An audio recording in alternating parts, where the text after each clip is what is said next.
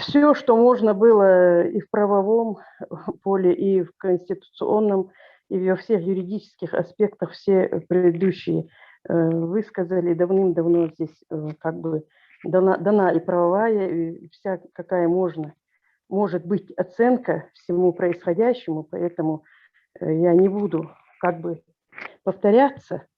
Просто очень сильно, просто всеми своими фибрами души надеемся, что наши заключенные вернутся в свои семьи, к нам, в наше общество, так как и состояние здоровья у них, и моральное состояние желает лучшего оставляет. Поэтому очень надеемся, что справедливость восторжествует, и что этому будет очень хороший конец, что наконец наши политзаключенные вернутся в свою нормальную жизнь.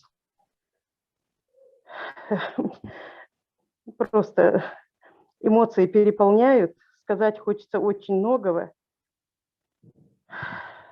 Дай Бог, чтобы это все очень хорошо закончилось. Да, это вакуум. Диканты, массары,